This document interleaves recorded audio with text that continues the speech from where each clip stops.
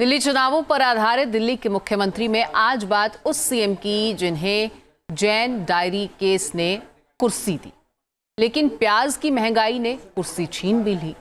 उस मुख्यमंत्री का नाम है साहिब सिंह वर्मा, जो दिल्ली में बीजेपी के दूसरे मुख्यमंत्री रहे। मैं साहिब सिंह ईश्वर की शपथ लेता हूं कि मैं विधि द्वारा स्थापित भारतीय संविधान के प्रति सच्ची श्रद्धा और निष्ठा रखूंगा। ये हैं दिल्ली के दूसरे मुख्यमंत्री साहिब सिंह वर्मा, जो शालीमार बाग से जीतकर 26 फरवरी 1996 को मुख्यमंत्री बने और 12 अक्टूबर 1998 को पद से हट गए। 2 साल 228 दिन। मदन लाल खुराना को हटाए जाने के बाद साहिब सिंह वर्मा को मुख्यमंत्री बनाया गया और खुराना के भ्रष्टाचार के आरोपों से मुक्त होने के बाद कुर्सी लौटाने से इनकार कर दिया। लेकिन खुराना से साहिब सिंह वर्मा 142 दिन ज्यादा चले। दिल्ली चुनाव से ठीक पहले उन्हें हटाकर सुषमा स्वराज को दिल्ली की गद्दी पर बिठाना पड़ा। बीजेपी ने साहिब सिंह वर्मा के हाथों दिल्ली के मुख्यमंत्री की कुर्सी थमाकर दिल्ली देहात को बड़ा प्रतिनिधित्व दिया था। लेकिन साहिब सिंह वर्मा के सामने चुनौतियां कम नहीं थी और उनका किस्मत भी उनके कार्यकाल के दौरान उनका साथ नहीं दे रही थी। चाहे ड्रॉपसी जैसी बीमारी हो या फिर प्याज के बड़े दाम हो, दिल्ली में उनके सामने बड़ी चुनौती का कारण बन गए और वो अपने कार्यकाल को पूरा नहीं कर पाए। उनके बाद सुषमा स्वराज को दिल्ली में बीजेपी ने मुख्यमंत्री बनाया। साहिब सिंह वर्मा दिल्ली हरियाणा बॉर्डर के मुंडका गांव में आजादी से पहले 1943 में जन्मे।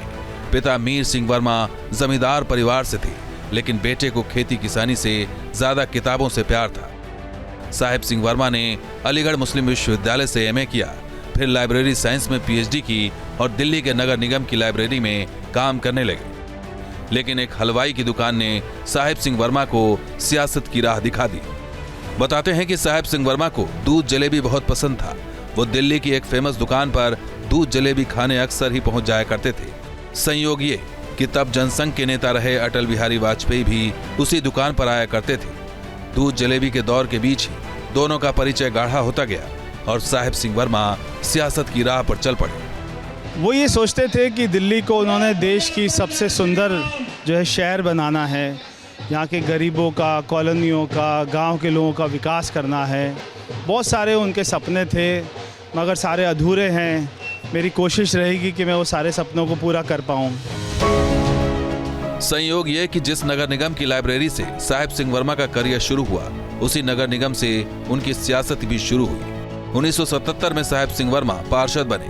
1991 में बाहरी दिल्ली से लोकसभा चुनाव हार गए।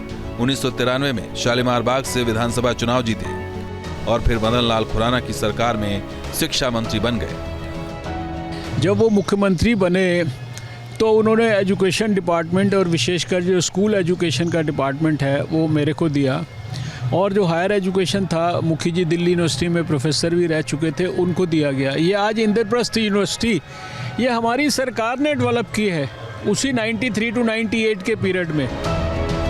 मदन लाल खुराना और साहिब सिंह वर्मा भले ही दिल्ली के 2 दिग्गज नेता हों, लेकिन दोनों में ही कभी नहीं बनी। मदन लाल खुराना को जब मुख्यमंत्री की कुर्सी छोड़नी पड़ी तो उन्होंने साहिब सिंह वर्मा को रोकने में जी जान लगा दी।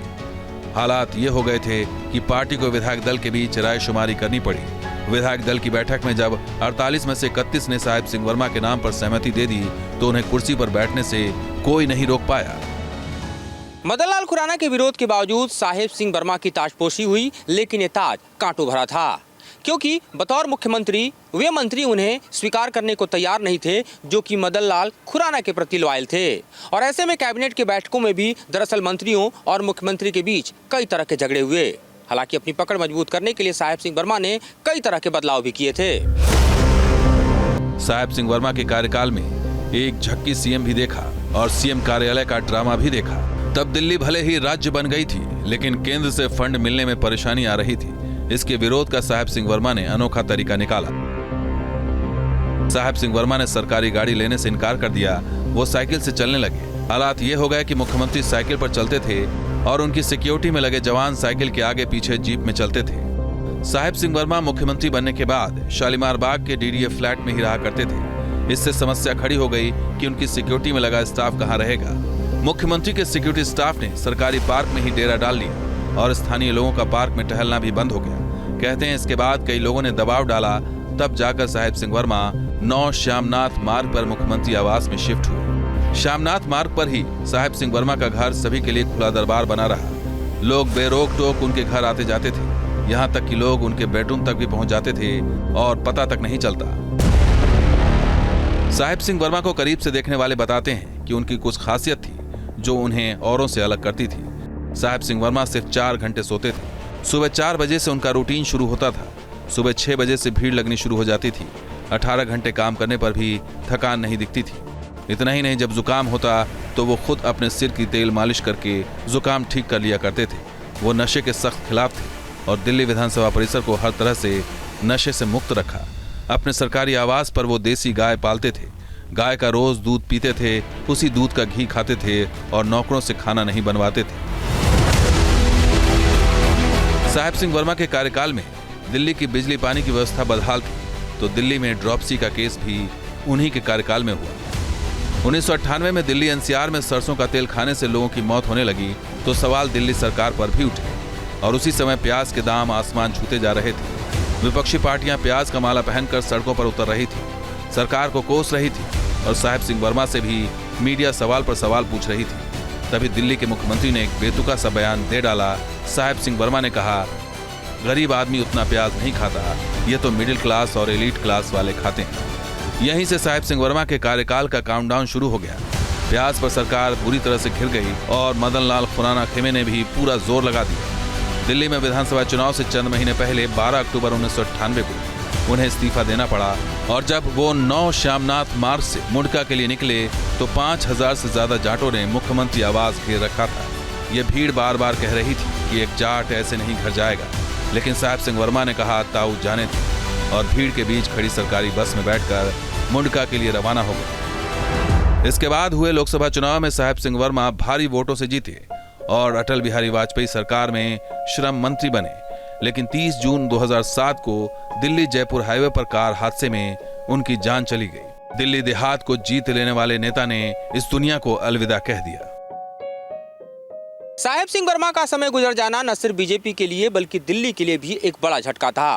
खासतौर पे ग्रामीण दिल्ली का ऐसा नेता आज तक नहीं हुआ और रिक्तता आज तक किसी भी दल में किसी भी नेता ने नहीं भरा जिसका नेतृत्व साहिब सिंह वर्मा ने किया था। न सिर्फ दिल्ली की राजनीति में बल्कि उन्होंने अटल जी के सरकार के दौरान केंद्र की राजनीति में भी अहम योगदान दिया, जिसे दिल्ली आज भी याद करती है। वीडियो संजय के साथ मधुरेंद्र कुमार, न्यूज नेशन, दिल्ली।